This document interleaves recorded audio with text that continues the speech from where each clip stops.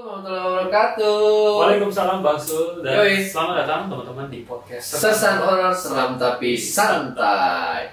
bersama aku Kevin. Dengan gua Bang Dan di sini Sul. kita akan membacakan cerita-cerita horor pengalaman dari kalian maupun dari kita sendiri Bang Sul ya. Pastinya.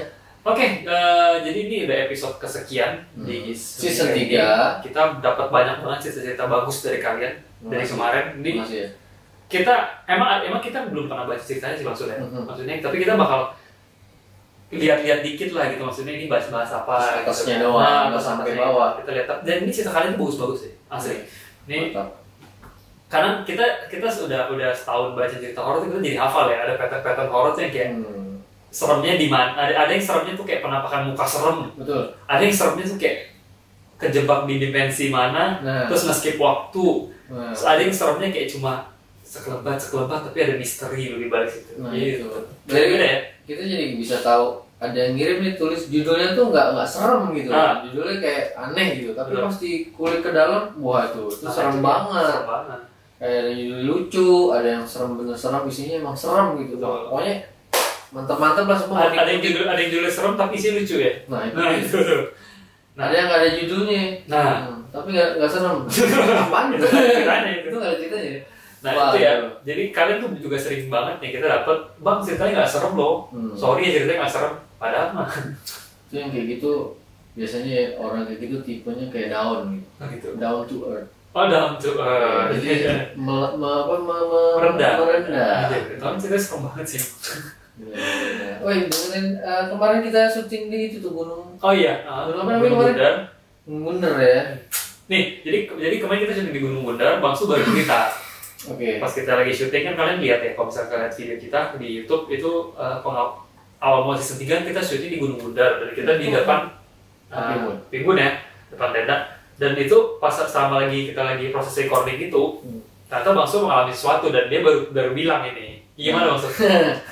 Jadi gini guys, ini kan kita tuh jadi tempatnya itu ya, jadi di bawah itu begitu sampai kita ada petugas kan ya, ada petugas. Nah di bawah itu ada parkiran motor. Nah, kalau kita mau lebih private lagi, kita akan naik bukit ya. Iya. Kurang lebih nggak sampai 5 menit lah kalau hitung jalan lah ya. 10 menit lah. Nah kita ambil posisi di paling ujung waktu itu ya. Dan Betul. kita paling sendiri nih. Kalau Betul. dari atas turun macan kita udah makan duluan. Nah itu dia. Nah, itu dia ya. Paling ujung biasanya paling gede kan. Ya, Nah, jadi betul. pas kita syuting, kita lagi di luar tenda bikin api unggun, ya kan? Karena kita nggak mau suaranya bocor ya. Ada suara Betul. orang kita nggak mau. Jadi kita paling pojok. Mana masuk paling pojok aja udah. Betul, paling pojok banget gitu. Kira-kira kita syuting ini dari jam 1 start ya, jam 12 Iya. ke atas ya, Iya, sampai benar. jam subuh jam 4. Karena kita struggle pasang apinya itu ya. Betul, itu emang agak lama karena hujan, kayunya basah semua, Betul. ya kan? Nah, setelah kita syuting tuh cerita, nah kan kita di depan lighting nih dan di depan api unggun juga. Jadi api unggun, kamera, lighting, Betul. terus kita kan. Kita betul kan. Jadi pas setiap syuting tuh kadang-kadang pas lagi break, gue suka ngeliat celingukan kanan kiri gitu karena mata kan habis kena cahaya tuh Habis kena kayak lighting. kunang gitu kan. Puyeng ya, terang ya maksudnya kan kita butuh cahaya banyak karena gelap banget kan. Betul. Jadi Bang Su pusing karena lightingnya. Ya karena gue terang celinguk beneran. Ada satu episode itu yang gue lupa ceritain apa nih ya. Jadi gue mencoba, jadi gue duduk kan yang udah pernah lihat itu kita tadi, gue duduk sini, sebelah sini Kevin, sebelah sana itu ada tanah. Ternyata itu emang jurang ya, nggak ada. Maksudnya bukan tanah datar dan dalam gitu. Itu pas lagi break gitu, gue ngeliat ke arah kanan ya, ke arah Kevin. Kevin mungkin lagi nggak ngeh kemana. Gue lihat itu rameh banget gitu ya, kayak pasar gitu, penuh gitu. Kayak orang lagi transaksi gini. Gue tuh dengerin dengan sampai gue diem, sampai gue balik lagi, terus gue balik lagi, suara itu masih ada. Oke, kayak ada orang cengkrama banyak lah. Betul, kayak rame moriu gitu ya, kayak ada orang transaksi gini. Dan gue tuh gimana ya, gue merinding sekarang nih. Dan gue mau ngomong ke Kevin ya hari itu, nah ini gue udah ngomong sekarang karena kalau kita ngomongin di sana langsung, nah itu gue ngeri itu. Nah itu pas gue lumayan lama sih itu, dan sampai Kevin udah tidur, mungkin gue belum tidur.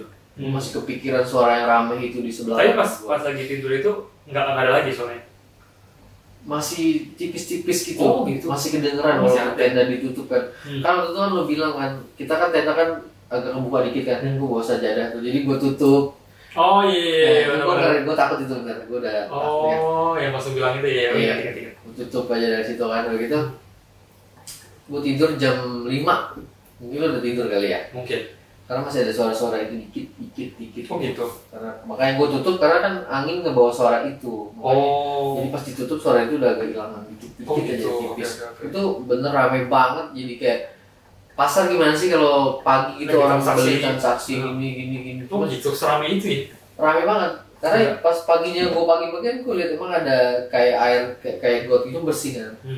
Segala emang bener itu jurang. Jurang tapi ada suaranya. Pas malam itu ya. Ya alhamdulillah sih kita nggak ada apa-apa ya. Nggak ada apa-apa sih. Cuman itu aja sih. Itu lumayan.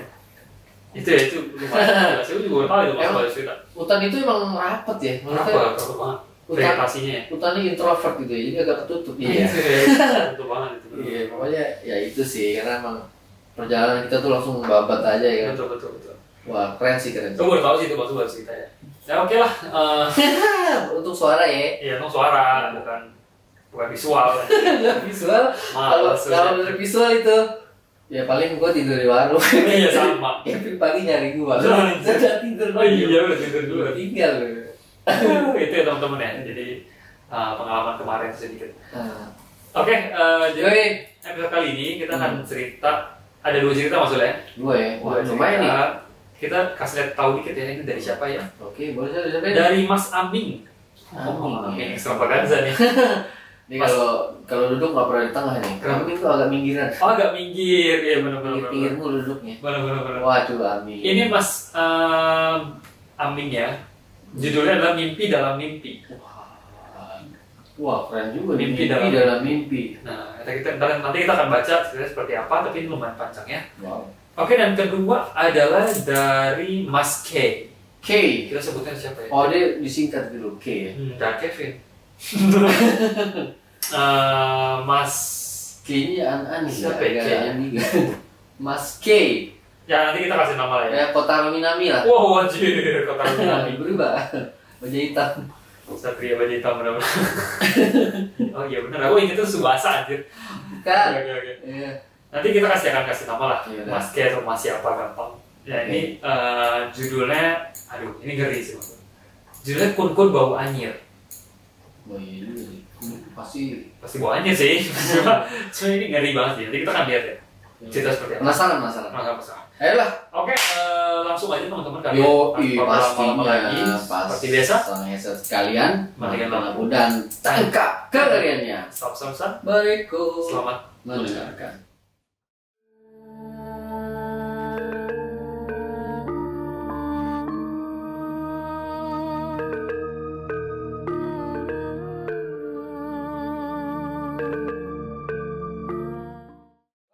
Lagi guys, di podcast Sesanor seram tapi santai. Oke, Mas, ini cerita pertama ya dari Mas Aming. Mas panggil Mas Abang nih, Mas aja lah ya. Mas aja ya. Mas Aming. Nah, jadi Mas Aming ini judulnya adalah Mimpi Dalam Mimpi, Mas. Dream into dream. Nah, Mimpi Dalam Mimpi. Oke. Kita akan bacakan langsung cerita dari Mas Aming. Sebelumnya untuk Mas Aming, terima kasih sudah Thank you, Aming. Tulisannya bagus, rapi, aku suka banget. Jadi kita langsung bacakan saja. Dia tulis seperti ini. Halo Bro Sul dan Bro Kevin. Hei, nggak mbah lu tuh, Ben. Thank you ya. Seneng banget nih. Seneng banget ya. Bro, turun bro. Oke. Kata gini, nama saya Aming dan berikut ini adalah pengalaman saya yang sebelumnya saya ingin ingatkan lah. Ini mungkin sebuah mimpi aja katanya. Jadi masih agak rancu nih, ini mimpi apa kenyataan apa halu apa gimana? Kita akan baca dulu deh, baru kita akan bisa ngerti. Katanya sebelumnya saya ingin ingatkan, ini mungkin hanyalah sebuah mimpi belaka. Jadi gitu. Nah, kejadiannya sekitar tahun 2002. Dia bulan apa tepatnya dia lupa nih, udah bulan apa udah lama. Saat itu saya bekerja sebagai sales garment di sebuah perusahaan garment di Pontianak, Kalimantan Barat. Nah, sebelumnya saya sudah sering kali keluar kota untuk menawarkan dari perdagangan saya. Biasanya saya selalu berangkat menggunakan bis dari satu kota ke kota lain bersama rombongan sesama sales garment dari perusahaan lain nih. Jadi perusahaan lain dia kayak bareng-bareng. Dan kami selalu menginap di hotel yang sama secara patungan. Biasanya satu kamar ditinggali 4 atau 5 orang untuk menghemat biaya penginapan. Benar. Nah, tapi emang boleh ya kalau hotel sekarang? Paling kena cas sedikit sih ya? Boleh lah. Ya, sih. Ya, bisa juga sih, karena kan ini kan mungkin dia bilang kali itu nambah biaya dikit. Nambah biaya mungkin ya, extra bed lah. Iya. Nah, oke. Nah, tapi pada suatu saat saya memutuskan untuk berangkat berdua saja dengan seorang sales senior lainnya. Dikarenakan kalau berangkat rame-rame secara rombongan, maka omset dan tagihan pasti menurun. Betul.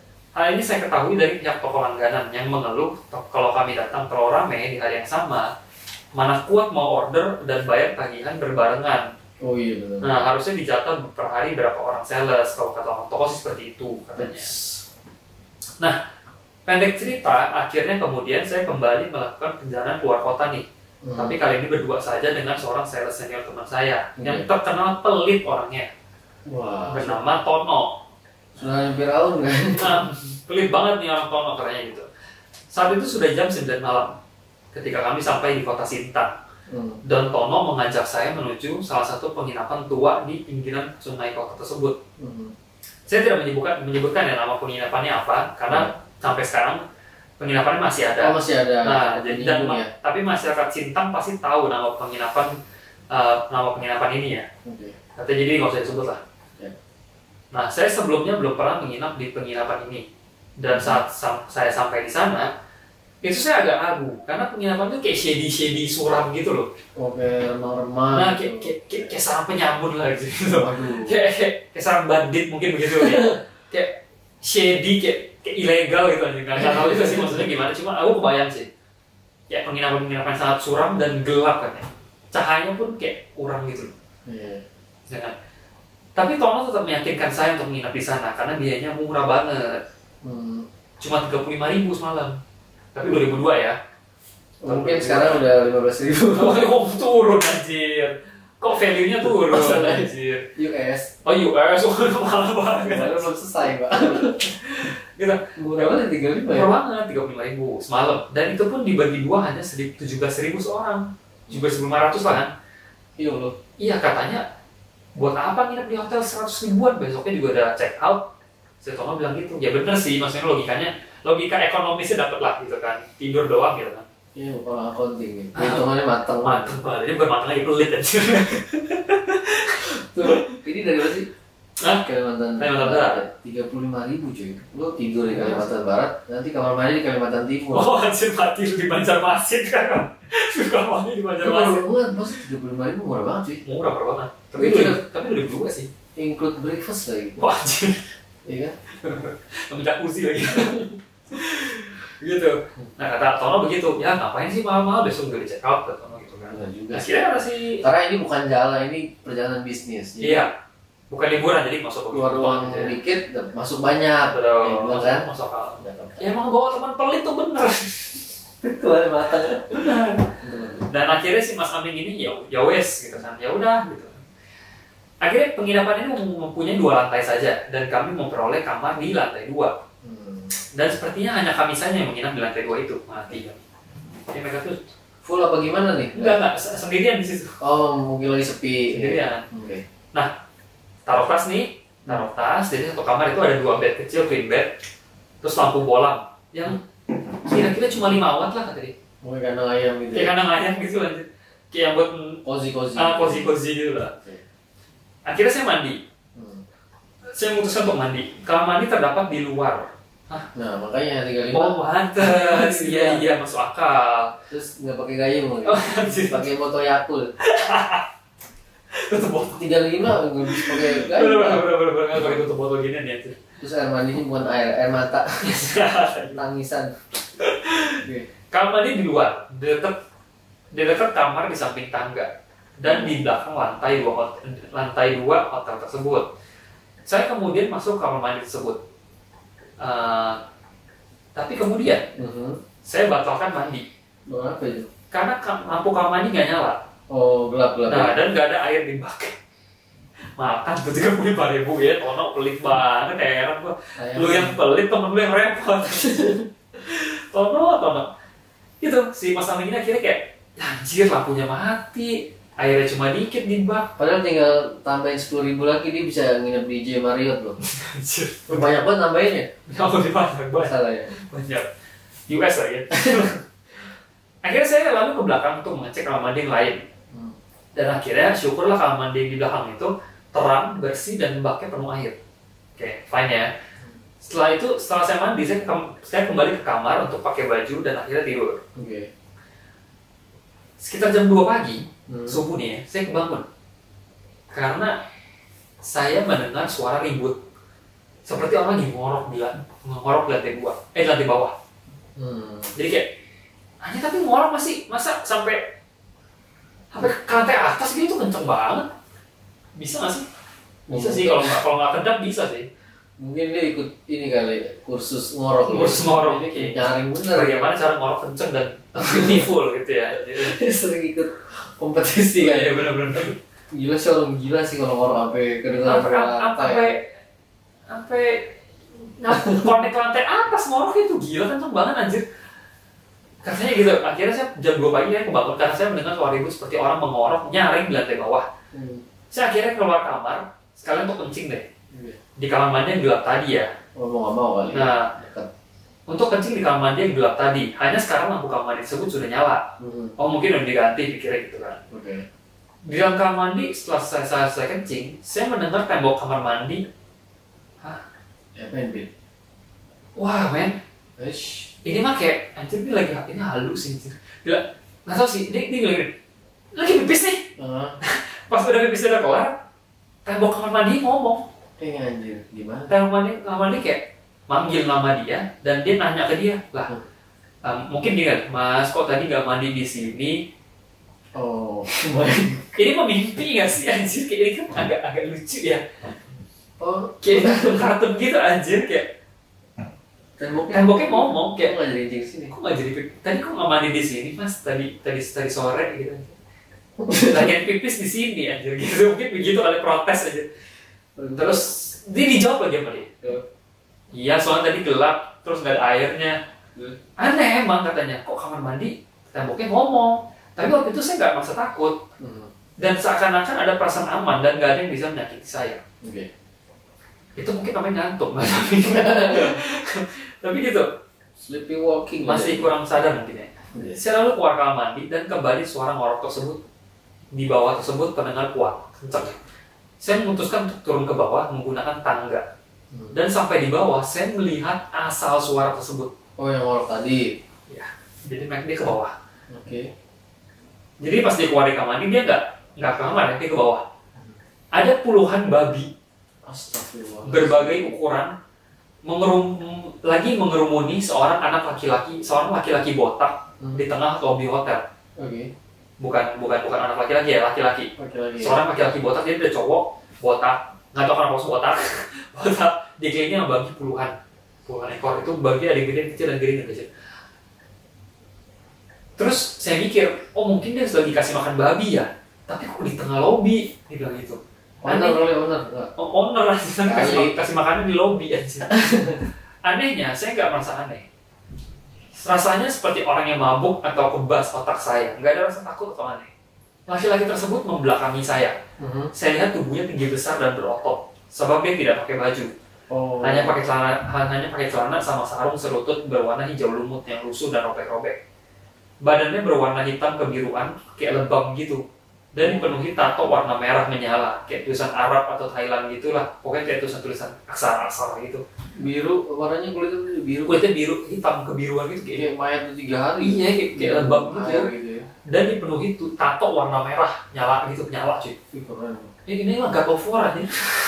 Kratos aja. Kratos gitu. Botak kan? Kratos. Bolong. Tapi ini babi nih. Tapi baby face kali. Bukan pig. Anjir gue jadi inget waktu itu ada video viral. Ada mbak-mbak video ini lagi naik Gojek. Terus Gojek ngomong gini. Kata orang-orang saya babi face, Mbak. Saya babai face, Mbak. Hah? Apa, Pak? Baba face. Nggak ngerti tuh, Pak. Babai face, Pak. Mbak. Kata orang-orang babai face. Muka bayi lah gitu, muka bayi. Oh, Pak, baby face gitu. Nah iya itu katanya. Oh gitu. Ada balik lagi ceritanya. Itu dikerumunin gitu ya? Dikerumunin, jadi kayak ada om botak tengah, kayak Kratos gitu aja, tato-tatonya. Terus tatonya itu tulisannya kayak tulisan Arab atau Thailand, mungkin dia nggak ingat ya. Tulisan kayak Sanskerta gitu, kayak aksara gitu. Kayak di pelang-pelang jalan di Bandung gitu loh, kayak di Jogja suka ada tulisan aksara gitu kan. Oh iya. Nah, terus sepertinya laki-laki itu tahu saya di belakang dia, dan dia menoleh ke arah saya. Saya baru bisa melihat wajahnya yang ternyata dipenuhi tato dengan tulisan yang sama, dengan warna merah menyala. Dan yang paling kentara itu tulisan tepat di jidat dia yang paling terang. Apa tulisannya? Matanya merah terang seperti lilin, nggak kebaca sih katanya. Matanya merah terang seperti lilin, dan dia menunjuk ke arah saya. Kukunya panjang, dan wajahnya tuh kayak kaget. Tapi kaget dan tiba-tiba berubah jadi marah. Babi-babi di sekelilingnya itu masih ribut dan seperti meminta makan. Dia mengatakan sesuatu yang kedengarannya seperti menghardik saya. Entah kenapa kali ini seperti ada suara di kepala saya yang menyuruh saya lari, dan segera saya sadar saya dalam bahaya. Saya lari ke lantai atas dan buru-buru masuk ke kamar saya, dan saya melihat sesuatu yang aneh. Apa lagi di kamar saya? Jadi kan temannya si Tono itu kan di dalam kamar. Pas saya masuk kamar itu, saya melihat Tono sedang berusaha membangunkan seseorang tepat di sebelah tempat tidurnya, dan saya lihat orang yang sedang dibangunkan oleh Tono adalah saya sendiri. Jadi dia bisa lihat badannya sendiri lagi dibangunkan sama Tono. Kayak orang mati kayak keluar gitu arwahnya. Iya, kayak gitu-gitulah. Oh shit. Saya melihat, wah aneh banget men katanya. Kemudian saya merasa ada yang menguncang badan saya dengan kuat dan lantai bergetar. Saya seperti jatuh ke dalam lubang di bawah kaki saya. Kemudian saya terbangun dan melihat Tono di samping saya. Saya tanya ada apa? Dia bilang kamu ngigau. Oh ngigau. Nah teriak-teriak ribut sekali. Akhirnya saya bangunin, kata Tono seperti itu. Anjir, meskipun Tono pelit, tapi Tono berhasil menyelamatkan hidup mulu. Oh, iya. Kata si Tono, mimpi apa kamu? Kata gitu kan. Tapi saya nggak cerita katanya. Katanya saya pikir ya paling tadi ketawain sama dia gitu kan. Mikir orang gila gitu. Saya lihat badan saya penuh dengan keringat, dan saya lihat itu baru jam 2 pagi. Oh jam 2 ya? Belum tidur Tono ya? Nah itu dia, untung belum tidur, mungkin kebangun gitu. Oh yang ngigonya berisik kali. Saya kembali tidur, dan besok pagi jam 8 kami meninggalkan penginapan tersebut. Saya merasa lega, ternyata semuanya hanya mimpi. Sampai alhamdulillah. Jadi gini nih. Dia kan merasa kayak, oh mimpi doang cuy, lega nih.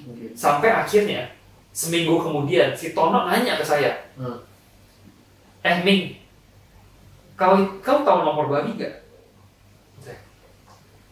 Kau tahu nomor babi gak? Ternyata si Tono ini mimpi babi, dan dia mau pasang togel. Saya tanya pada dia, memang kau mimpi tentang babi? Dan Tono cerita kepada saya, bahwa dia mimpi melihat banyak babi, menyembah seekor babi raksasa berwarna hitam kebiruan dengan tubuh penuh tato tulisan berwarna merah seperti api menyala. Sama yang di mimpi sama Tono. Oh shit. Ini sih aku yakin nggak mimpi sih aja. Ini pasti ada apa-apanya sih. Di sini agak aneh. Soalnya anjir ini disturbing banget sih men. Ada babi lagi nyembah seekor babi raksasa di tengah berwarna hitam kebiruan. Yang dilihat si itu tapi bapak-bapak botak kan? Kratos. Si Tono ngeliat babi raksasa. Beda lagi. Beda, tapi sama. Di lobby juga ya? Gila sih men. Saya tidak pernah menceritakan mimpi saya kepada siapapun hingga hari ini. Bagaimana Tono bisa mengetahui mimpi saya? Dan memang dia benar-benar mimpi hal yang sama. Siapa atau apa laki-laki dalam mimpi saya? Apakah itu alien atau jin dalam rupa aslinya? Bisa jadi sih anjir jin. Gila sih men. Sekali lagi ini hanya mimpi dalam mimpi. Semoga. Ini ada Instagram Mas Amin yang kita akan ceritakan. Wes, thank you. Thank you banget Mas Amin, ceritanya epic banget sih. Epic banget gila. Cerita mantap banget sih. Weird, aneh. Shit man, ini tahu masih kayak wow, ini disturbing parah sih. Kalau gua tangkap cerita sih mungkin gini, nggak tahu ya, ini menurut gue ya, mungkin si Aming sebelum tidur nonton apa gitu. Jadi pas keluar tuh aneh gitu. Tapi kalau itu masih oke, tapi kenapa mimpi bisa sama gitu? Iya, si Tono juga sama ya? Iya, itu dia tuh. Anjir sih. Juga ya? Itu dia. Itu ngerinya di situ. Dan wujudnya sama persis, cuma bedanya satu babi, satu binatang, tapi satu babi, satu manusia, tapi masih ada karakteristik yang sama di seperti mimpi Aming gitu. Cuma beda di yang satu babi beneran, satu bapak bapak betul. botak lagi nyisir ya kan? Anjir, gimana nggak ada rambutnya? Oke. Pokoknya agak beda dikit, cuman lokasi sama, bentuknya sama juga. Betul, gila sih men. Ini keren banget ya. Gila, aku tunggu lagi. Keren Aming. Aku tunggu lagi cerita dari Mas Aming ya. Mungkin ada barat ya. Mungkin ada penjelasan selanjutnya, aku juga nggak tahu sih anjir. Mungkin teman-teman yang orang Kalimantan atau misalnya kira-kira tahu nih, ini makhluk apa nih, mungkin bisa share ke kita juga. Iya, betul. Ya kan? Betul. Tahu kayak ada yang tahu legend atau apa gitu. Nah, gitu ya. Betul. Gitu. Babi warna merah dengan tato warna merah badannya biru hitam, badan biru warna hitaman gitu. Emang sih Mas Aming ini emang orang Kalimantan Barat, cuma mungkin ada yang lebih tahu lebih spesifik lah ini makhluk apa gitu. Oke lah, gila, thank you banget untuk Mas Aming. Ceritanya keren banget, Pak. Wow. Oke, itu cerita dari teman kita Mas Aming. Ditunggu cerita selanjutnya. Oke. Dan sebelum kita lanjut ke cerita kedua atau cerita terakhir, kita rehat sejenak dulu kali maksudnya. Pastinya. Kita rehat dan kalian jangan kemana-mana. Don't go anywhere. Kita akan kembali setelah pesan-pesan berikut. Yoi.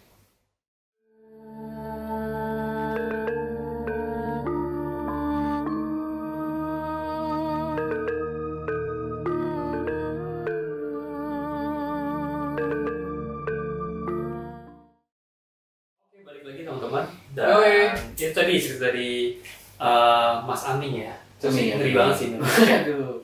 Disturbing parah. Oh nggak paham itu kenapa ada babi segala macam. Banyak misteri. Benar. Babinya ada tato segala macam.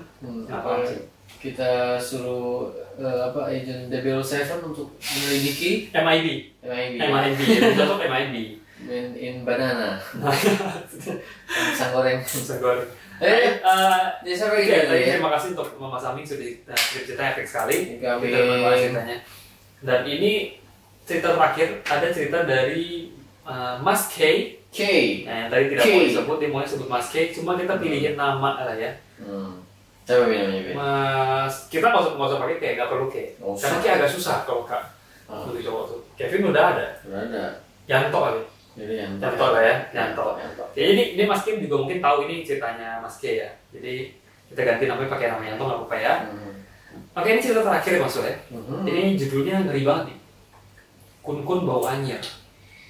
Wah, gila. Itu dia nih. Biasanya kayak gini-gini agak merinding nih cerita lihat. Bau anyir kalau bau ketek supir angkot. Masuk iya.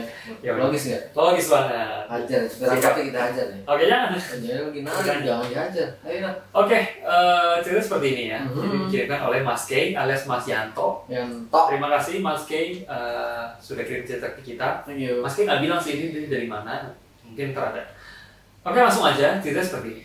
Assalamualaikum, halo Bang Sul dan Bro Kevin. Halo. Sebut saja nama saya Mas K atau Mas Yanto ya gitu ya.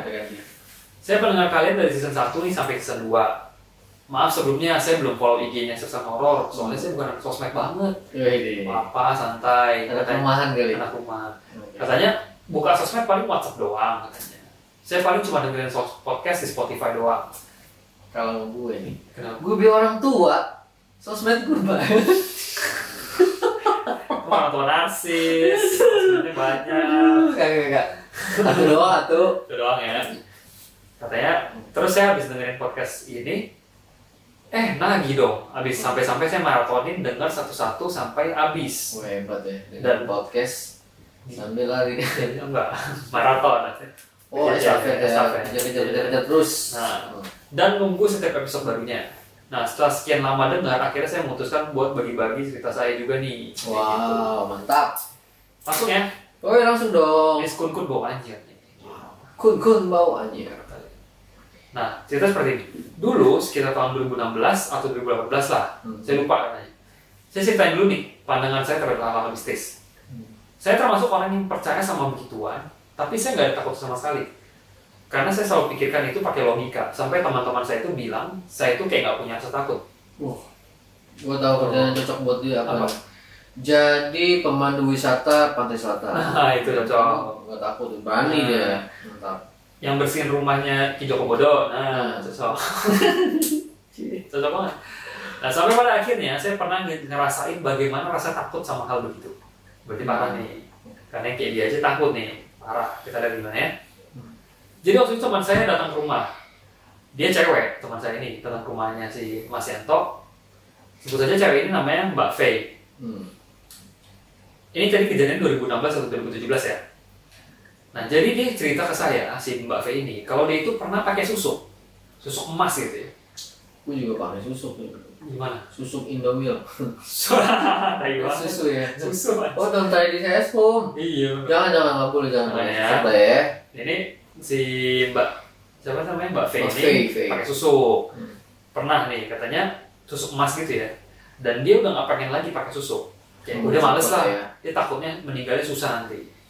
Kasih ini aja sih, kasih sate ibu copot dia. Makan sate orang pakai susuk tuh paling anti makan sate sama kasih pisang emas. Ini beneran? Beneran. Oh, kira bercanda? Iya beneran. Oh, beneran. Enggak mau dia makan pantangannya itu, jangan makan pisang emas sama makan sate. Dua itu sih yang gue tahu. Sate apa aja ya? Sate apa aja, pokoknya sate lah. Oke. Sate elit. Sate elit. Gitu ya. Oke, dan katanya dia cerita pakai susuk. Cerita dia pakai susuk, dia takutnya susah meninggalnya, jadi akhirnya kayak gue gak mau lagi. Dia ibaratnya dia Mbak ini curhat lah. Oke. Akhirnya saya kasih tau lah kalau saya punya teman yang seumuran yang bisa ngobatin kayak gitu-gituan. Dan teman saya ini bukan dukun ya, tapi dia emang belajar pengobatan hal-hal seperti itu dengan wirid lah gitu. Dan lainnya. Kalau di tempat saya sih namanya ilmu aliran ilmu hikmah. Nah, dan saya suruh datanglah teman saya yang bisa itu, namanya si D lah ya. Dadang ya. Lalu diobatin lah teman saya si Mbak V itu dengan memasukkan energi susuk itu ke dalam media telur. Nah, udah diambil nih energi negatifnya, udah masukin telur. Terus si Dadang ini minta sama si Mas Yanto nih, yang tau coba lu pecahin telur ini. Terus dibanting lah masih Mas Yanto kan, mau dipecahin keras sih. Oh, bisa ya? Keras, nggak bisa pecah sampai sekuat tenaga, sampai benar-benar pakai emosi nggak bisa pecah. Biasanya buat telur kali. Kinder Joy, puter. Bener. Kalau dibanting, Kinder Joy aja. Bener. Telurnya emang kalau isinya susah biasanya. Benar. Terus besok dia minta pecahin sambil kayak, tok nih pecahin, coba lu pecahin sambil senyum nyebelin gitu kata si Mas Yanto. Ngetes ya. Saya udah feeling nih katanya orang ngerjain, katanya bener nggak bisa dipecahin telurnya, keras minta ampun ya Allah katanya. Akhirnya saya nyerah dan nanya ke si Dadang ini gimana bisa dipecahin, keras banget gitu kan. Akhirnya dia nawarin ke si Mbak V yang tadi pakai susuk itu, nih lu cobain pecahin. Akhirnya sama, si Mbak V ini cobain pecahin, nggak bisa. Nggak pecah. Akhirnya saya balikin aja telurnya ke si Dadang. Sambil senyum-senyum si Dadang itu pecahin telur langsung pecah, kayak telur normalnya gitu. Jadi si Mas Yanto ini cerita kalau misalkan di bawah saung rumah dia itu ada kolam ikan ya. Jadi pas dia pecahin, telurnya jatuh ke kolam ikan. Gitu. Habis itu, kok bisa langsung pecah gitu kan? Sama gua nggak pecah gitu kan? Dikasih tau lah kira sama si Dadang ini, kalau misalkan energi dari tusuk itu kan negatif. Jahat ya. Terus dimasukkan energinya ke dalam telur. Dan waktu saya sama V itu coba pecahin, itu tuh pecahinnya pakai emosi sama nafsu. Keadaan marah gitu. Makanya nggak bisa pecahin karena energi negatif kalau dilawan negatif makin parah lah gitu. Kata si ini ya, Mas Dadang ya. Kalau sama gue itu ya. Kenapa? Negatif positif, yin dan yang. Apa? Maksudnya energinya. Energinya. Kalau dua-duanya misalnya kan, kalau bisa jahat sama jahat ya tambah jahat, jadi nggak bakal pecah gitu. Tapi kita nggak ada yang jahat maksud. Kita mah semuanya istilah aja. Iya. Kita kan ya kayak yin dan yang. Kita mah nggak jahat, cuma bengis aja. Sama aja. Kita tangan kiri sama tangan kanan dah. Gitu. Lu tangan kiri lo, tangan kiri. Gue cebok. Salah ya. Nah katanya, gitulah katanya karena negatif nggak bisa. Sama halnya kalau ada orang kesurupan, kalian megangin kesurupan itu pakai emosi, nggak bakal bisa bertahan katanya. Harusnya tenang. Jelasannya begitu sih kata si D ya. Ya saya cuma bisa ngangguk-ngangguk aja lah dengan penjelasan dia sambil kayak, kok bisa ya begitu ya? Gitu. Di luar nalar ya. Udahlah beres, udahlah beres dengan susuk dan telur ini nih, udah semuanya beres. Datanglah temannya si D. Ya saya juga kenal teman saya juga. Namanya si J, Joshua lah ya. Joshua. Aku kalau pengen nama J itu pasti Joshua deh. Joshua lah. Nah, si Joshua ini sudah biasa dijadikan mediator oleh si Dadang ini. Oke. Yang rencananya energi dalam susuk itu tuh mau dimasukin ke dalam dia. Tapi karena dia datangnya telat, jadi pakai telur aja. Oh, tadinya sebelumnya. Nah, jadi kita ngobrol deh sampai waktu mau maghrib. Kan itu cuaca lagi bagus nih, nggak ada angin, cerah. Tiba-tiba ada angin kencang banget. Terus di tengah-tengah mereka kayak wush gitu kan. Terus anginnya tuh kayak nempel di hidung gitu sih. Nah, itu saya nyium bau anyir, darah, baunya nyengat banget sampai saya diem gak berani ngomong. Oh shit. Sampai si D itu bilang nanya ke saya, nanya ke semuanya, nyium bau anjir nggak? Semuanya bilang cium. Dia semuanya nyium ya, bukan cuma dia doang. Si Danang nanya lah ke saya, tumben lo kok kelihatannya kayak takut gitu kan. Saya bilang aja, gue kalau cium bau anjir itu ingat korban kecelakaan depan gang. Gitu. Oh, kebayang yang lain gitu. Nah, jadi dia takut nih. Terus si Mas Yanto ini bilang, jadi rumahnya Mas Yanto ini tuh di daerah puncak. Dia tulis nih, jadi depan gang dia itu sering banget kecelakaan Mas Bro. Dan jadi dia juga kayak kalau lagi rame-rame kecelakaan itu kan banyak rame-rame itu. Dia nyium bau anjirnya itu hafal lah kayak gimana gitu. Mungkin agak traumatis mungkin gitu buat dia. Nah teman saya si D ini senyum doang, si Dadang sambil bilang, mau tau nggak lu tadi itu bau apaan? Katanya gitu kan. Saya sama si Faye bilang, bau apaan emangnya?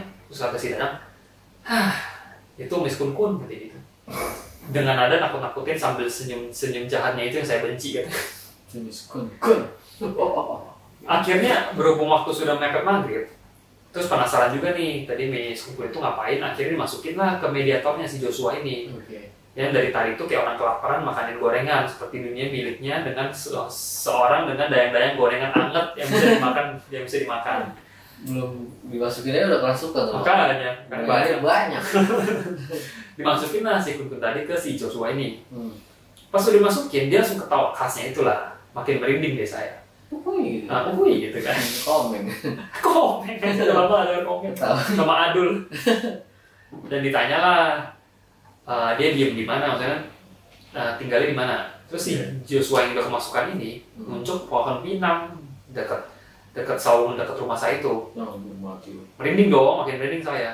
Ditanya lagi dia sama si D, tadi kenapa lewat depan muka orang? Terus kata si D. Terus kata si Mas Yanto ini dengar si D nanya begitu. Lah, berarti tadi yang lewat depan gua itu bawaannya dia dong gitu kan. Iya, siapa lagi? Itu kata si Joshua yang diisiin nama si Miss Kun itu bilangnya gini pakai bahasa Sunda. Intinya tuh kayak aku mah cuma penasaran doang tadi pada ngapain sih gitu loh. Kepo. Suka kepo doang gitu.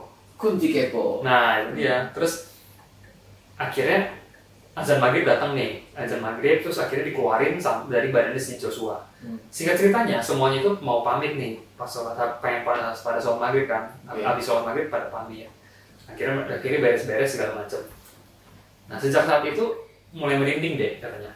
Takut mah enggak tapi merinding aja. Tapi kalau nyium bau anyir itu ampun dah.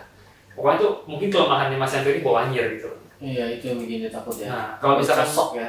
Betul, kalau misalkan nyium kayak gitu lagi, gue bisa diem langsung makabu sih katanya. Langsung diem, terus ambil nafas 1000 katanya. Gitu aja, sekian dulu cerita dari saya. Masih banyak sebenarnya yang pengen saya ceritain soal pengalaman saya. Suka diajak si Dadang ngobatin orang yang kena gangguan mistis. Tapi buat nantilah, insya Allah saya kirim lagi. Wah, bye-bye. Nih. Mantap. Thank you ya Yanto. Oke, thank you banget Mas Yanto alias Mas K untuk pengalamannya dan ceritanya yang keren banget. Ini bawaannya juga gak demen sih kayak apaan banget gitu kan, baunya gak enak banget. Pasti traumanya sama itu ya. Pasti takutnya bukan lihat sosok atau apa, cuman baunya itu traumatis mungkin dulunya.